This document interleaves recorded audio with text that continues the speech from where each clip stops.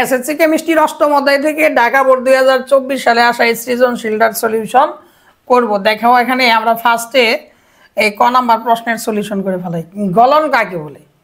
গলনটা হচ্ছে, দেখো, তাপ প্রয়োগ করে কোনো পদার্থের কঠিন অবস্থা থেকে তরল অবস্থায় রূপান্তর করার প্রক্রিয়ার নামে কি বলো? গলন। মানে একটা কঠিন বস্তু আছে, এটাকে তাপ দিলে তাহলে ধীরে ধীরে যে গলবে, এটার নামে কি বলো? গলন। এখন আসো আমরা খ নাম্বার প্রশ্নে চলে যাই। দেখো খ নাম্বারে কি বলছে। নাম্বার কি বলছে দেখো, পাকা আম খেতে মিষ্টি লাগে কেন, ব্যাখ্যা করো। দেখো, আম যখন কাঁচা অবস্থায় থাকে তখন সাধারণত আমের মধ্যে বিভিন্ন ধরনের অ্যাসিড থাকে। আর তোমরা জানো অ্যাসিডগুলো হলো টক জাতীয়, এর জন্য কাঁচা অবস্থায় তোমার আমগুলো টক লাগে। তাহলে স্যার কি কি অ্যাসিড লাগে? যেমন ম্যালিক অ্যাসিড আছে, সাকসিনিক অ্যাসিড আছে। যেহেতু অ্যাসিড টক, এর জন্য আম কাঁচা অবস্থায় টক লাগে। কিন্তু যখন আমগুলা পেকে যায় তখন এই অ্যাসিডগুলাই রাসায়নিক পরিবর্তনের মাধ্যমে গ্লুকোজ আর ফ্রুক্টোজে পরিণত হয়। গ্লুকোজ আর ফ্রুক্টোজ মিষ্টি না, এর জন্যই সাধারণত আম যখন পাকে তখন মিষ্টি লাগে। তুমি জাস্ট এই ব্যাখ্যাটা এভাবে দিয়ে দিতে পারবা। যেমন কাঁচা আম বিভিন্ন ধরনের জৈব অ্যাসিড থাকে, যেমন সাকসিনিক অ্যাসিড, ম্যালিক অ্যাসিড প্রভৃতি। কিন্তু কাঁচা আম যখন পাকে তখন এই অ্যাসিডগুলোর রাসায়নিক পরিবর্তন ঘটে, গ্লুকোজ ও ফ্রুক্টোজের সৃষ্টি হয়। এই পরিবর্তনের কারণেই কাঁচা আমের টক স্বাদ মিষ্টিতে পরিণত হয়। এজন্য পাকা আম খেতে কি লাগে বলো? মিষ্টি লাগে। এই পর্যন্ত দিয়ে দিলে দ্যাটস এনাফ।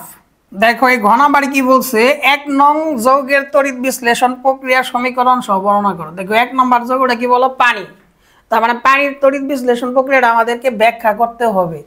এর জন্য তোমাদের ফার্স্টে যে কাজটা করতে হবে তা হলো, দেখো আমরা এই চিত্রের মাধ্যমেই পানির তড়িৎ বিশ্লেষণটা ব্যাখ্যা করব। তার আগে কিছু বেসিক বুঝে নাও, তারপর শুধু ধুমধার আকারে অঙ্ক করে ফেলবা, তাই হয়ে যাবে। পানির যখন তড়িৎ বিশ্লেষণ করবা তখন দেখো কি, তুমি মনে করো একটা পাত্র নিলা, এই পাত্রটার মধ্যে জাস্ট তুমি পানি নিলা। কি নিলা বলো? পানি নিলা। এই পাত্রের মধ্যে মনে করো ওয়াটার আছে, পানি আছে। এখন পানি তো কোনো একটা ধাতব বস্তু না, এর জন্য এটার মধ্যে ডুবাইতে হবে তড়িৎদ্বার। কি বলো? তড়িৎদ্বার। এর জন্য প্লাটিনাম ধাতুর তড়িৎদ্বার নিতে হবে 2টা। তাহলে কোন ধাতুর? প্লাটিনাম হচ্ছে একটা নিষ্ক্রিয় ধাতু। এই ধাতুর 2টা তড়িৎদ্বার নিতে হবে, একটা অ্যানোড হিসেবে কাজ করবে, আরেকটি কি বলো? ক্যাথোড হিসেবে কাজ করবে। আর এই পানিটা দেখো, পানির মধ্যে যেহেতু একটা মৃদু তড়িৎ বিশ্লেষ্য, এর জন্য পানি বিয়োজিত হয়ে দেখো কি উৎপন্ন করে? H+ উৎপন্ন করবো, আর উৎপন্ন করবো হলো OH-। এখানে 4 অণু পানি বিয়োজিত করে ফেলবা, 4টা প্রোটন উৎপন্ন হবে, 4টা হাইড্রোক্সিল আয়ন উৎপন্ন হবে। এখন এই পানিটা যেহেতু অল্প পরিমাণে বিয়োজিত হয় বা আয়নিত হয়, এর জন্য এর মধ্যে আমরা সালফিউরিক অ্যাসিড মিশ্রিত করব। কি মিশ্রিত করবো বলো? সালফিউরিক অ্যাসিড মিশ্রিত করব। তাহলে তুমি জাস্ট এই কথাগুলো একটু বোঝার চেষ্টা করো, যে প্রথমে আমরা কি নিলাম বলো? পানি নিলাম। পানির মধ্যে আমরা তড়িৎদ্বার হিসেবে কি নেব বলো? প্লাটিনাম নিব। এরপর পানির যেহেতু মৃদু তড়িৎ বিশ্লেষ হয়, এজন্য হালকা আয়নিত হয়ে তোমার 4টা H+, 4টা হাইড্রোক্সিল আয়ন তৈরি করব। এখন আসো, এই বিয়োজনটা যত তাড়াতাড়ি হয় এর জন্য আমরা সালফিউরিক অ্যাসিড মিশ্রিত করব। এখন তুমি একটু বিষয়টা বোঝার চেষ্টা করো। দেখো এটার কিন্তু আরেকটা নাম আছে, সেটার নাম হলো ক্যাটায়ন। এর আরেকটা নাম কি বলো? ক্যাটায়ন। আর মাইনাস যে চার্জ, সেগুলোর নাম কি বলো? অ্যানায়ন। তাহলে ক্যাটায়ন কোনগুলো বলছে? যেগুলো হলো প্লাস চার্জ সেগুলোর নাম হলো ক্যাটায়ন, আর যেগুলো মাইনাস সেগুলোর নাম হলো অ্যানায়ন। দেখো পানি ভাঙার ফলে যে আমাদের ক্যাটায়ন আর অ্যানায়ন উৎপন্ন হলো, এটা এখানে মাঝখানে একটু লিখে রাখো। এটা হলো H+, আর এটা কি বলো? OH-। এখন আসো আমরা একটা ব্যাটারি নিব। কি নিব বলো? ব্যাটারি নিব। ব্যাটারি এটা হলো পজিটিভ, এটা হলো নেগেটিভ। এই যে পজিটিভ, এটার নাম হলো অ্যানোড, এটার নাম কি বলো? অ্যানোড। আর যেটা নেগেটিভ, এটার নাম হলো ক্যাথোড। তাহলে দেখো আমরা অলরেডি 2টা, একটা অ্যানোড নিলাম আর এটা কিনলাম বলো? ক্যাথোড নিলাম। এখন ক্যাথোড নেওয়ার পর জাস্ট কি করবা তুমি? আচ্ছা এটা একটু লিখে রাখো, এটা হলো অ্যানোড, এটা বুঝবা এই তারটা অ্যানোড বা পজিটিভ থেকে আসছে। আর যেটা মাইনাস, এটা হলো ক্যাথোড, সিধা আমি নির্দেশ করে দিলাম। এখন আসো, যেহেতু এইগুলো আমাদের গ্যাস উৎপন্ন করবে, এর জন্য এইখানে একটা টেস্ট টিউব দিয়ে দিবা, এইখানে একটা টেস্ট টিউব দিয়ে দিবা। তা এখন দেখো এই যে H+, এটার নাম যেন কি বলতো? এটার নাম হচ্ছে তোমার ক্যাটায়ন। এটার নাম কি বলো? ক্যাটায়ন। তাহলে ক্যাটায়ন যাবে ক্যাথোডের দিকে, তাহলে ক্যাথোড কোনটা? এই যে তার কিন্তু ক্যাথোড, তার মানে H+টা এই দিকে চলে আসবে। আর তোমার এই যে OH-, এটা কিন্তু অ্যানায়ন। অ্যানায়ন যাবে কোন দিকে? এই যে অ্যানোডের দিকে। অ্যানোড কোনটা? এই যে এটার দিকে যাবে। এখন এটা এই ক্যাথোডে যাওয়ার পর ক্যাথোডে কি হয়? ইলেকট্রন গ্রহণ হয়। ইলেকট্রন গ্রহণ হলে কি বলো? বিজারণ। দেখো যেহেতু এখানে H+ হচ্ছে ক্যাটায়ন, ক্যাটায়ন যাবে কোন দিকে বলো? ক্যাথোডের দিকে। তাহলে ক্যাথোডে কি হয় বলো? ক্যাথোডে গিয়ে সেই ইলেকট্রন গ্রহণ করবে। ইলেকট্রন গ্রহণ করবে, ইলেকট্রন গ্রহণ করে সে কি করবে? হাইড্রোজেনে পরিণত হবে।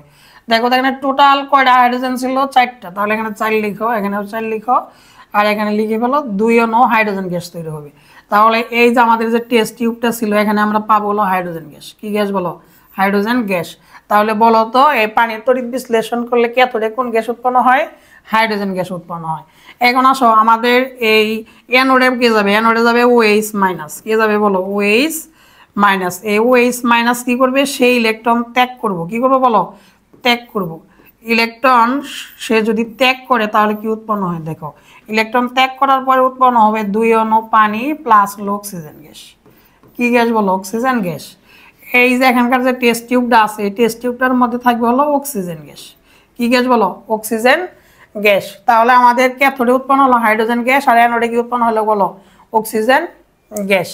এখন আসো এই বিষয়টা আমরা যে নিচের চিত্রের মাধ্যমে তোমাদেরকে বুঝিয়ে দেওয়ার চেষ্টা করি। এটা এখন আসো উপরের বিষয়টা আমরা এই চিত্রের মাধ্যমে বুঝে ফেলি। এটা তোমাদের বইয়ের চিত্র। দেখো এই যে পাত্রটা নিচে এটা হলো পাত্র, এই পাত্রের মধ্যে জাস্ট সালফিউরিক অ্যাসিড মিশ্রিত পানি নেওয়া হয়েছে, মানে পানির মধ্যে সালফিউরিক অ্যাসিড মিশিয়ে এই পাত্রে নেওয়া হয়েছে। এরপর দেখো এই যে তারগুলা যেগুলো দেখতেছো যে এটা হলো তোমার যেহেতু অ্যানোডটা হলো প্লাটিনাম তারের, ক্যাথোডটাও কিন্তু প্লাটিনাম তারের। এখন আসো এই যেটা মাইনাসের সাথে যুক্ত ব্যাটারির ওইটার নাম হলো ক্যাথোড, আর যেটা প্লাসের সাথে যুক্ত ওইটার নাম হলো অ্যানোড। এখন এটার মধ্যে দিয়ে যদি তুমি বিদ্যুৎ পাস করো তাহলে দেখো ক্যাথোডে কি বিক্রিয়াটা হয় একটু বোঝার চেষ্টা করো। এই দেখো এই বিক্রিয়াটা কিন্তু আমি তোমাদের একটু আগে বুঝাইলাম। ক্যাথোড তড়িৎদ্বার বিক্রিয়া 4টা হাইড্রোজেন কি করবে? 4টা ইলেকট্রন গ্রহণ করে 2 অণু হাইড্রোজেন গ্যাস তৈরি করবো। আর এই বিক্রিয়াটার নাম বিজারণ বিক্রিয়া। কেন বিজারণ বিক্রিয়া? কারণ দেখো যে বিক্রিয়া ইলেকট্রন গ্রহণ হয় সেই বিক্রিয়া নাম হলো বিজারণ বিক্রিয়া। যেহেতু ইলেকট্রন গ্রহণ হয়েছে মানে গৃহীত হয়েছে এর জন্য এটা বিজারণ বিক্রিয়া। আর অ্যানোডে কি হবে? দেখো এই যে 4OH মাইনাস 4টা ইলেকট্রন ত্যাগ করে সে 2 অণু পানি আর অক্সিজেন তৈরি করছে। এই বিক্রিয়াটা তোমরা কিন্তু এইভাবেও লিখতে পারবা, যেমন 4OH মাইনাস 4টা ইলেকট্রন এখানে বিয়োগ দিয়ে দেবা, বিনিময়ে লিখবো অক্সিজেন প্লাস 2 অণু পানি। দেখো এটা তীর চিহ্নের এই পাশে প্লাস লেখা যায় কথা, বাম পাশে মাইনাস লেখা একই কথা। তাহলে এই বিক্রিয়াটুকু দিয়ে দিলে এই ঘ নাম্বার প্রশ্নের সলিউশন শেষ হয়ে যায়। তাহলে ক্লাসটা কেমন লাগলো একটু কমেন্টে জানাও, আর যারা চ্যানেলটায় নতুন আসছো তারা সাবস্ক্রাইব করে ফেলো। আর কোনো সৃজনশীলের সমস্যা হলে কমেন্টে জানাও, ইনশাল্লাহ এটার সলিউশন দিয়ে দেওয়া হবে। এরপর এখন চলো এই ঘ নাম্বারের প্রশ্নের সলিউশন করি। ঘ নাম্বার কি বলছে দেখো, 2 নং এবং 3 নং তড়িৎদ্বার দুটি দ্বারা ঘটিত কোষটিতে বিদ্যুৎ উৎপাদন সম্ভব কিনা বিশ্লেষণ করো। মানে জিঙ্ক আর নিকেল দিয়ে আমরা একটা কোষ তৈরি করব, সেই কোষটা কি বিদ্যুৎ তৈরি করতে সেই কোষটা কি বিদ্যুৎ পরিবহন করতে পারবে কিনা ওটাই ব্যাখ্যা করতে হবে। দেখো আমাদের এরকম একটা কোষ তৈরি করতে হবে, এরকম একটা কোষ তৈরি করতে হবে। এর জন্য দেখো আমরা কি করি সেই বিষয়টা তোমরা একটু লক্ষ্য করো। এখন দেখো আমরা যদি কোষটা অঙ্কন করতে চাই তাহলে আমাদের 2টা পাত্র নিতে হবে। কয়টা পাত্র বলো? 2টা পাত্র নিতে হবে, ভালো করে বুঝবা। এখন পাত্র 2টা নেওয়ার পরে ফার্স্টের যে মিশন সেটা হলো কোনটা অ্যানোড আর কোনটা ক্যাথোড, এটা আগে শনাক্ত করতে হবে। দেখো এই জিঙ্ক অবলিক জিঙ্ক 2+ আর নিকেল অবলিক নিকেল 2+, এই দুটার মধ্যে সক্রিয়তা সিরিজে যে উপরে তাকে অ্যানোড করতে হবে। এখন স্যার সক্রিয়তা সিরিজ তো বুঝি না, যারা সক্রিয়তা সিরিজটা বোঝো না তারা আমার শর্ট ভিডিওগুলোতে দেখো, সক্রিয়তা সিরিজের বড় একটা ছক দেওয়া আছে, ওটা দেখে আসো, তাহলে এটা সহজেই বুঝতে পারবা।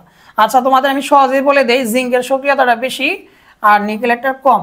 যেহেতু জিঙ্কের সক্রিয়তা বেশি এর জন্য এটাকে ধরতে হবে তোমার অ্যানোড, এটা বুঝছো অ্যানোড। আর এটা যেহেতু সক্রিয়তা কম এটাকে ধরতে হবে ক্যাথোড। এটা কি ধরতে হবে বলো? ক্যাথোড। এর জন্য আমরা অ্যানোডটা বাম পাশে নিব, এর জন্য আমরা এখানে জিঙ্ক সালফেট লবণ নিব, নিয়ে এটার একটা জিঙ্কের একটা দণ্ড প্রবেশ করাবো, এটা হলো জিঙ্ক দণ্ড। কি দণ্ড বলো? জিঙ্ক দণ্ড। অনুরূপভাবে এখানে আমরা একটা কপারের দণ্ড নিকেলের দণ্ড নিব, আর এখানে নিকেল সালফেটের একটা দ্রবণ নিব। এখন এই দুটাকে যদি আমরা একটা তার দিয়ে সংযুক্ত করি, মানে একটা বাল্ব দিয়ে দাও, এখানে একটা বাল্ব দিয়ে দাও, এটা মনে করো বাল্ব। তো এই বাল্বটা যদি দিয়ে দাও তাহলে দেখো কি হয়, তাহলে এটার নাম কি বলো? এটা হলো অ্যানোড, এটা হলো অ্যানোড। আর এটা হলো ক্যাথোড, এটার নাম কি বলো? ক্যাথোড। তাহলে ক্যাথোডে কাকে ব্যবহার করছো তুমি? নিকেল দণ্ড। এটা কি দণ্ড বলো? নিকেল। আর তুমি অ্যানোডে কি ব্যবহার করছো? জিঙ্ক দণ্ড। একটা কথা মাথায় রাখবা, অ্যানোডটা কিন্তু ঋণাত্মক চার্জযুক্ত আর ক্যাথোডটা কি বলো? পজিটিভ চার্জযুক্ত।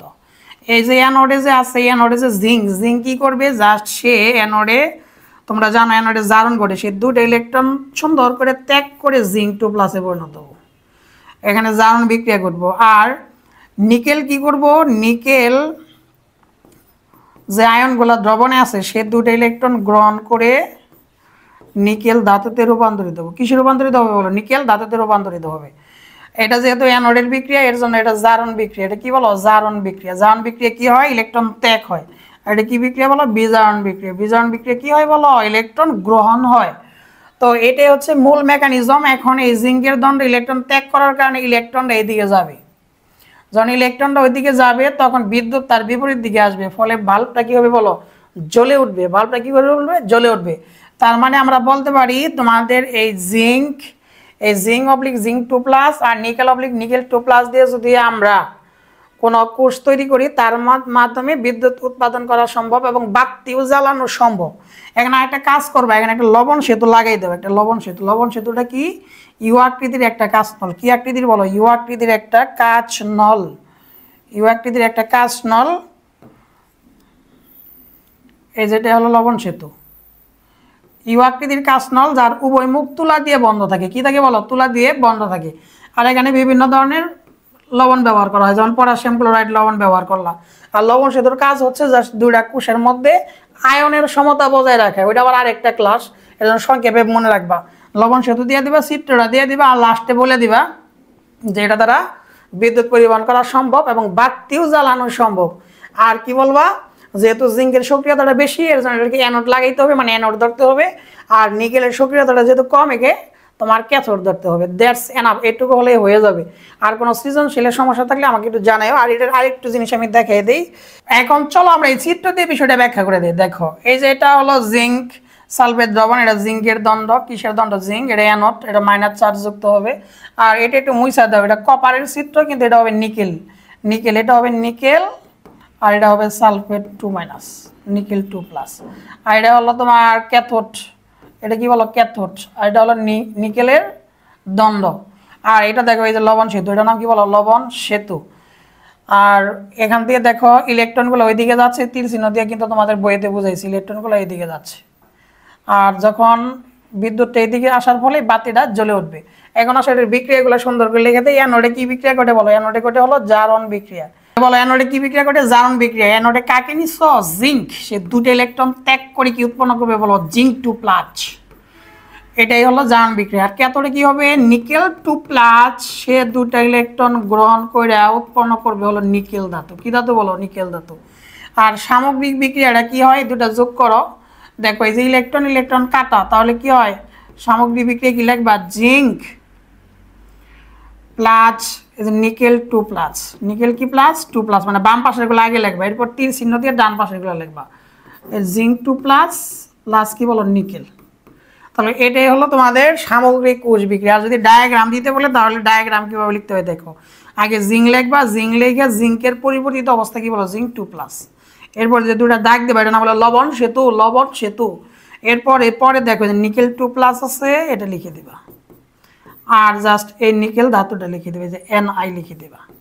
কিভাবে কোষ ডায়াগ্রাম লেখে একটু বোঝো। আগে দেখো একটা ধাতু লিখবা, যেটাকে অ্যানোড হিসেবে নিবা, সেই ধাতু লিখবা, পরে ধাতুর আয়ন লিখবা এভাবে দাগ দিয়ে। এরপর দুটা দাগ দিবা, এটাকে বোঝাবে লবণ সেতু। এরপর লবণ সেতুর পরে কিভাবে লিখবা, যে দুটা যেটাকে তুমি ক্যাথোড নিছো ওইটাকে প্লাস আয়ন সহ আগে লিখবা, পরে মৌলটা লিখবা। এটাই হলো কোষ ডায়াগ্রাম। আর এইটুকু দিয়ে দিলে তুমি 100 সৃজনশীল ডান। ক্লাসটা কেমন লাগলো একটু বলে যাও, একটা লাইক মেরে দাও। ধন্যবাদ।